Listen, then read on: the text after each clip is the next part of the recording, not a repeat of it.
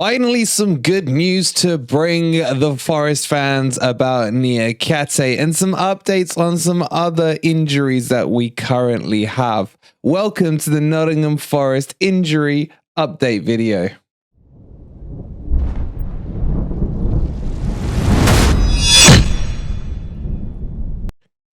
Good morning, good evening, or good night, wherever in the world you are, whatever time of day you're watching this. Hope you are well, and welcome to your injury update as we talk about Niakhate. And Niakhate, who tweeted out, as we broke to you a few months ago, about where he was in his fitness program and how he wouldn't be back until 2023.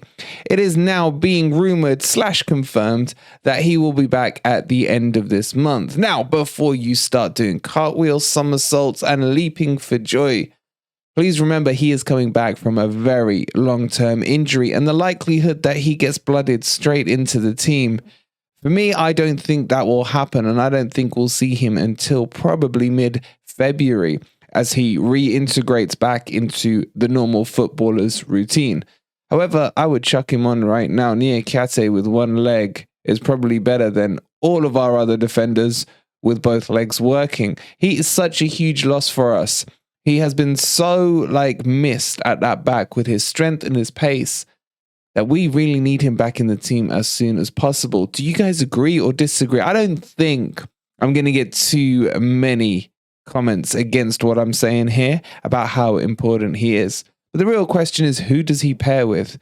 I've always been saying, at the moment with what we've got, one, it should have been Bade, who has actually been officially confirmed by Nottingham Forest today as having his loan term terminated, even though we broke it to you many weeks ago.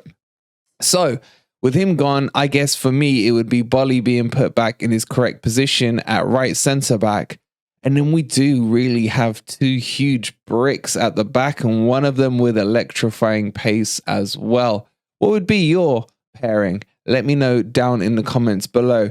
So do get excited, but don't get too ahead of yourselves, and let's pray MC Hammer style that this is not going to be a reoccurring injury. Next update we need to bring you on is Jesse Lingard. Jesse Lingard's confirmed to be out for in and around a month. Now, is this a bad thing or a good thing? Of course it's a bad thing because we're heavily depleted currently with our numbers, but it should open the door for Scarpinia to get a better say in joining and becoming a first team member. I think had that not happened, Steve Cooper would have still liked to go with his three favorites, Jono, MG Dub, and Lingard in that goddamn annoying false nine combo that he wants to stick by. However, with Lingard injured, it's probably going to force his hand into bringing Scarpinia and accelerating him into the team quicker. We will, of course, get into the full prediction for the Southampton game in terms of the lineup, but a little hint for you guys here will be it will probably be something like Awoni on the left, Jono on the right, and MG Dub playing in that false nine. However, Scarpinia will most likely be on the bench. For me, I start him. I start him ahead of pretty much most of that strike force apart from MGW. How would you guys line it up? But we will cover it off, of course, in more details in tomorrow's video ahead of the Southampton match. But coming back to Lingard, this one needs to be just nursed. We can't rush him in. He was probably played at Manchester United when he shouldn't have been because he was heavily strapped, and that may have caused further injury to him. So I would be very frustrated to find that out to be the case if the injury is linked in to that one he carried into the Manchester United game. It was a risk that didn't really need to be taken, but we are where we are with it. Before we get into the update on the rest of the players, as I always say here, we're a family with you guys, and your views are the most important to us. But at the same time, we want to offer support to you guys. And I just want to shout out Bobby, who unfortunately had a few losses of dear friends over the Christmas period. He's mentioned it to us in the comments as well. So please, guys, if you do speak to Bobby in the comments, give him your love and support. Bobby, you have the full love and support of the FFTV team, and we wish you all the best. And if there's anything we can do to help, please let us know. And to one of our regulars, Mark, who's going through a bit of a personal, painful time at the moment with a member of his family. I want to tell you as well, Mark, that you have our love and support, and hopefully watching these videos will maybe give and help you with a bit of crumb of comfort. If there's anything you need, mate, we are all here for you. And with that said, we still have plenty of action coming for you guys on the channel today. If you haven't seen it already, we've got our transfer news update. It's back, it's daily, so don't miss out on that.